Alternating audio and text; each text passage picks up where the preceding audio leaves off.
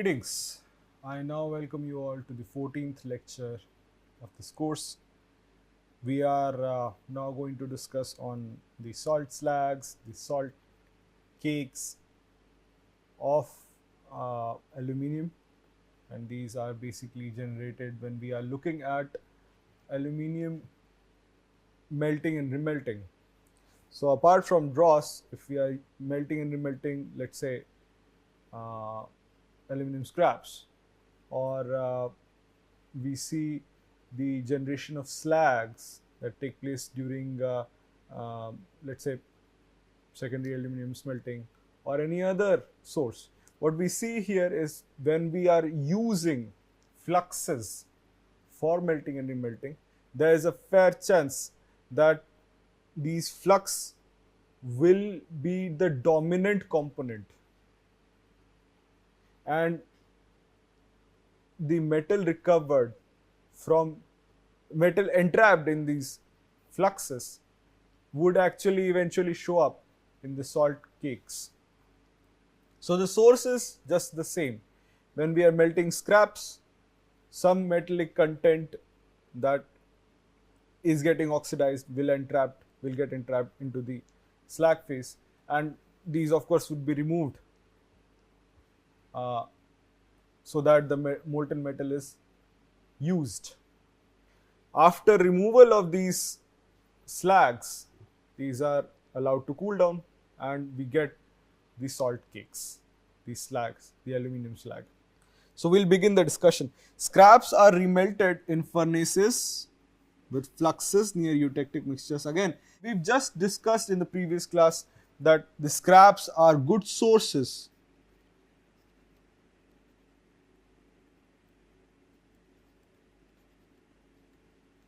aluminium metal. These are good sources of aluminium metal, and these are remelted in furnaces, and of course you need fluxes, and sodium and potassium salts are common fluxes that are used. What it does is basically it helps in reducing the oxidation losses. So the slags will act as the physical barrier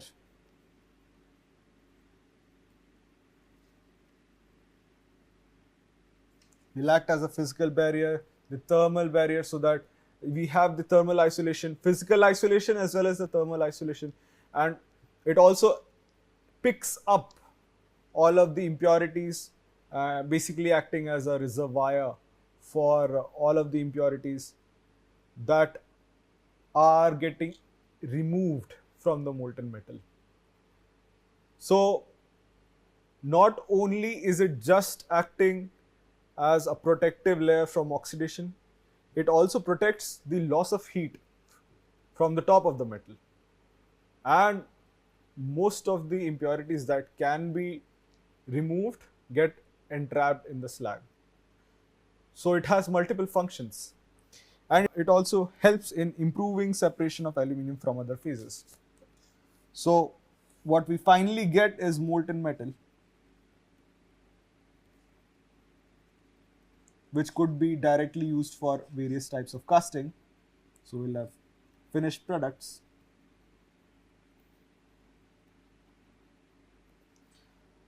And at the same time, we'll have the slags or the salt cakes.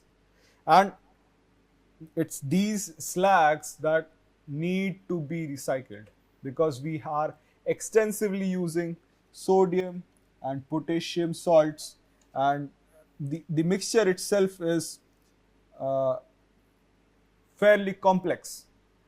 The recovery of these salts as well as some entrapped metallic content that may be present in these salt cakes, we need to recover these wastes. The other aspect of looking at it is it's a waste that is generated in the let's say pyrometallurgical route of recycling aluminum scraps. So since it would require a separate method, it is best to devise such recycling strategies beforehand. Growth of production rate of secondary aluminium relates to scrap utilization. So, secondary aluminium production, basically reutilization of aluminium uh, sources for extraction of aluminium. Aluminium scraps, the reutilization of aluminium scraps for generation of aluminium. This is basically interrelated, and at the same time, since we are just melting scraps and salt cake formation is just happening in that step itself, so what happens is salt cake formation is basically related to secondary aluminium production. Since scrap is being melted, and during the melting of the scrap, we see the salt cake formation. All of the processes are interconnected. What normally is seen for a given raw feed, so for instance, if we have 1 ton of dross feed, what we see in various types of melting and remelting furnaces, we see different type of waste generation.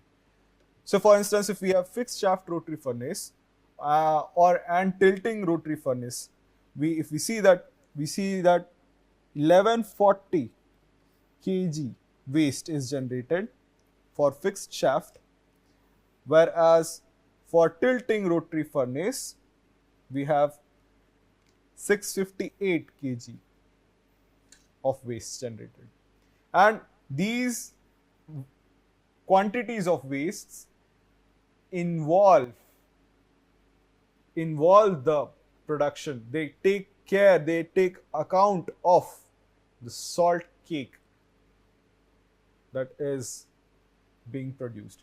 So the gaseous wastes, the metallic aluminium waste, or all types of losses, including the salt cakes, these slags that are generated. This type of distribution is taken into account while we are putting up these numbers. So we see that tilting rotary furnaces generates relatively lesser waste, and eventually the technology has been shifted towards making the rotary furnaces tilted, and at times this rotation and the angle of tilt helps in the separation of metal, and the optimization of the process parameters are also done at the plant scale, so that most of the metal can be extracted, which would also eventually mean that the waste generation in the form of dust or in the form of salt cakes, these are also getting eventually reduced. Now let us look at the composition of salt cakes, and of course these phases are basically collected from literature.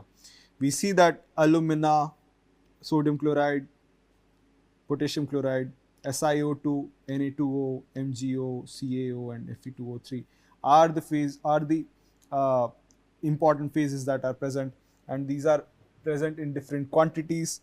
Alumina, being one of the most important phases, is present in the salt cakes. Along with that, the addition of NaCl and KCl, of course these were added as the raw feed when the fluxing was done. Silica, Na2O, MgO, CaO, these can be coming from various sources, Fe2O3 similarly.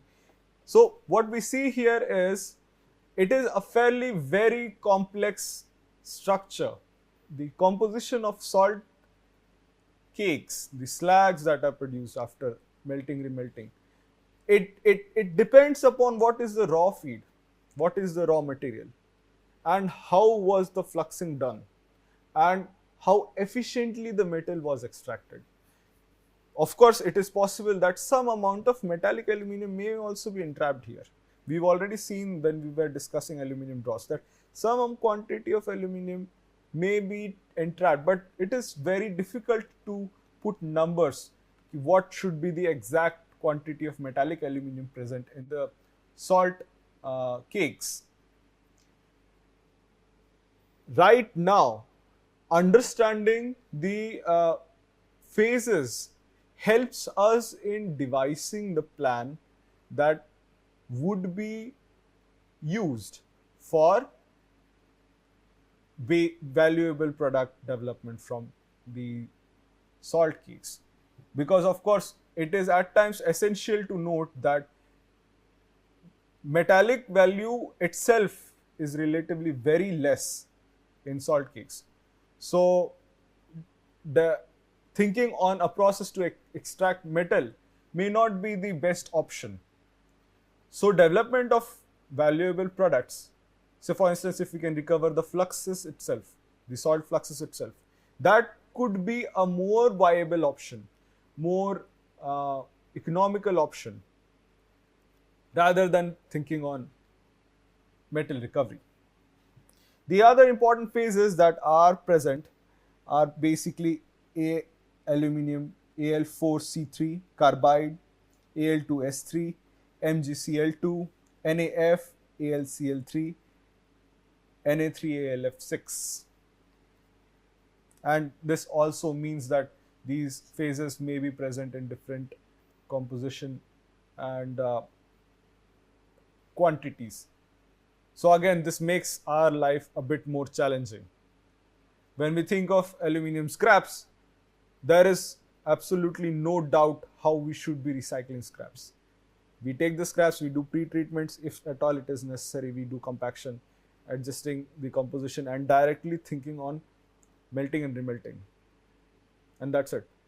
But when we think of aluminium salt cakes, the salt slags, here the phases itself are so complex that the metal content itself is very less. So one has to think on what exactly is the target material that should be aimed for a recycling process. So when we think of methods of recycling, we'll just discuss these various diagrams. Scraps and byproducts of aluminium, suppose we are taking that as a raw material, and of course we can have some aluminium cake.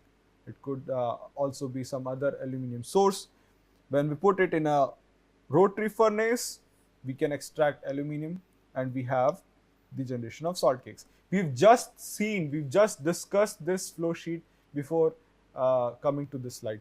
So what it means is we take the raw feed, we put it in the furnace, we take aluminium sources, we can take aluminium draw sets as well, we put it in the furnace, and of course we are not going to mix it with each other, we are going to take it separately. But the furnace uses basically a rotary salt furnace. We add fluxes. So we are now going to discuss the methods of recycling the salt cakes. So we begin by, let's say, scraps or byproducts of aluminium or aluminium cake. We are going to use these materials as raw materials for basically extraction of metal. We've just discussed this previously. So we need to have a rotary furnace and we have these raw materials coming into picture. And of course, right now we are taking all of these raw materials separately and not mixing them. That's not the objective. We are taking all of the raw materials separately. We are just showing the application of the rotary furnace, and we need to produce metal. So the idea is to use all of these sources for extraction of metallic aluminium. What we need to see here is the addition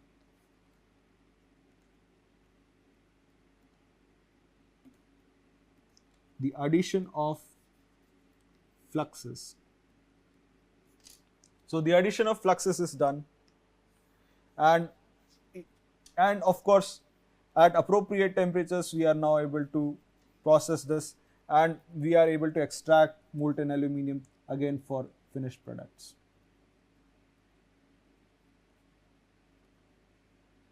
This completes our material cycle. But at the same time, we see the generation of salt cakes.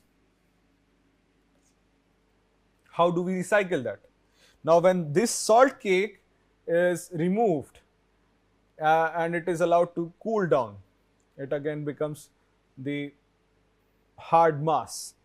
These salt cakes would be subjected to pre-treatment.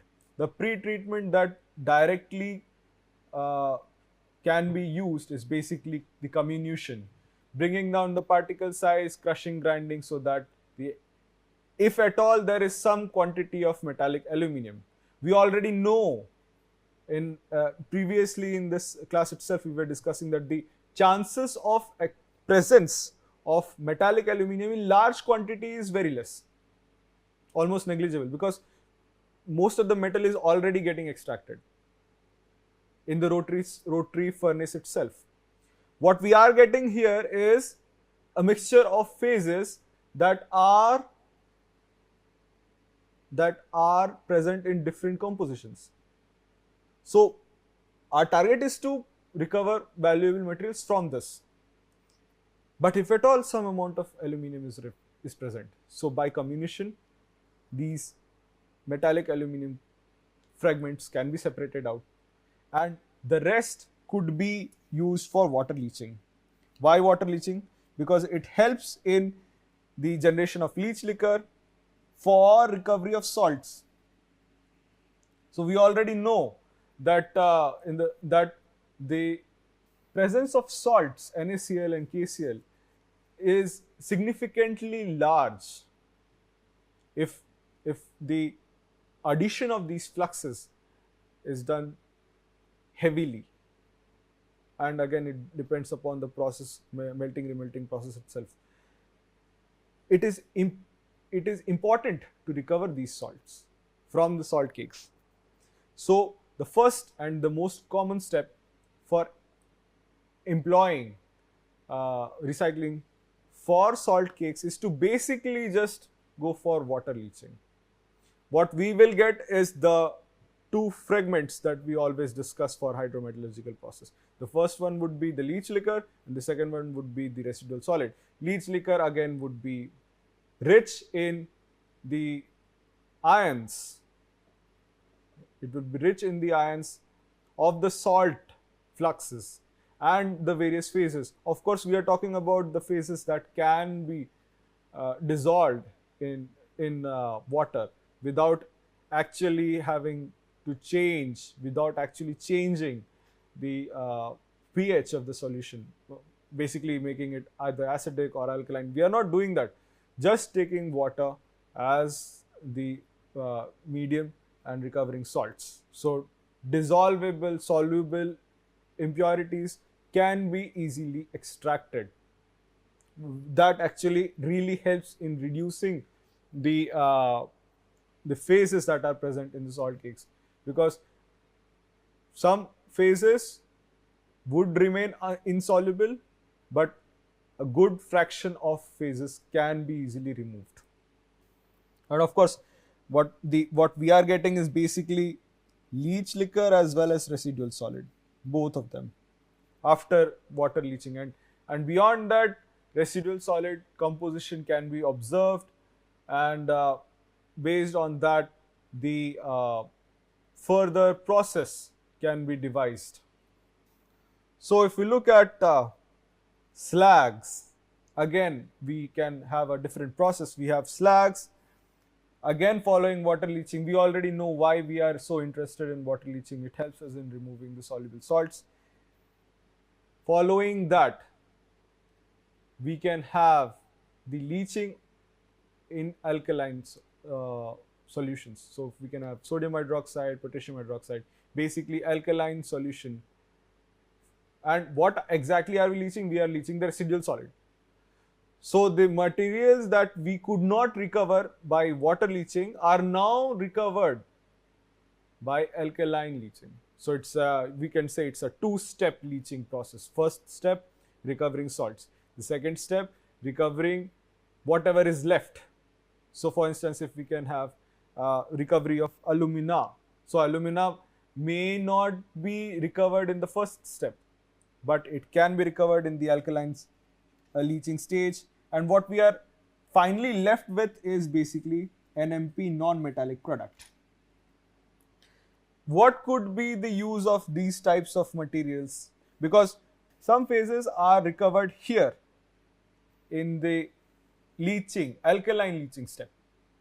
But it is fairly possible that the residual solid produced after alkaline leaching may also have some phases.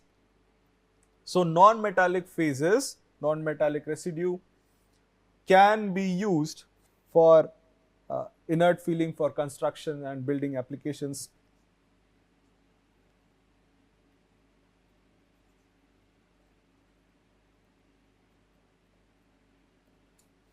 Synthetic slags for metallurgical systems. So wherever we would require the presence of slags for metallurgical systems, so let's say iron making, steel making industries, we can think of this material as a raw material for developing these slags. These could be used in agricultural fields as well as fertilizers and as mineral wool also. So we have different applications of various materials that we are producing. Water leaching would lead to the salt recovery. Alkaline leaching would lead to, let's say, alumina recovery and other phases.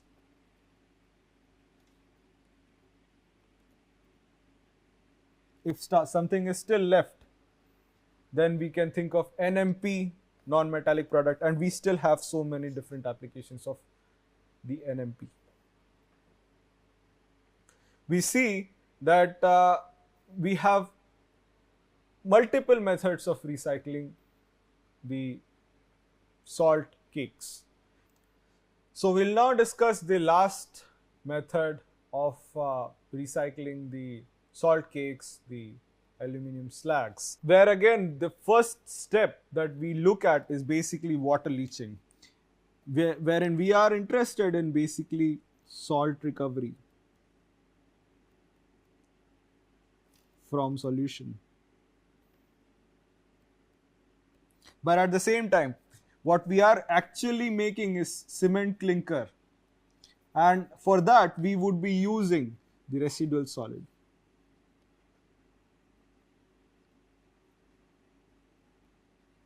And to make the cement mixture, we would be also needing the addition of other raw materials. Other raw materials that are necessary for making the cement mixture. So residual solid and let's say clay and other materials would be used for making the cement mixture, and this mixture would be subjected to sintering, let's say at high temperatures of let's say 1100 degree to 1400 degree Celsius. The process can be optimized, and for after that the cement clinker product can be produced, which could be used as a raw material for making other products. So maybe addition of gypsum can be done after that, and milling can be done so that all of the product are totally homogenized with the gypsum addition. What we see here is the utilization of slag, utilization of salt cakes, such that all of the phases are extensively used. Of course, the utilization of each and every phase may not be possible, but at the same time, the utilization can be done extensively. So we've already seen if comminution can help us in recovering metallic values, if at all it is present, we should be doing that. The water leaching step is almost common in most of the processes that are hydrometallurgy oriented, because it helps us in recovering the salt flux directly itself from the solution.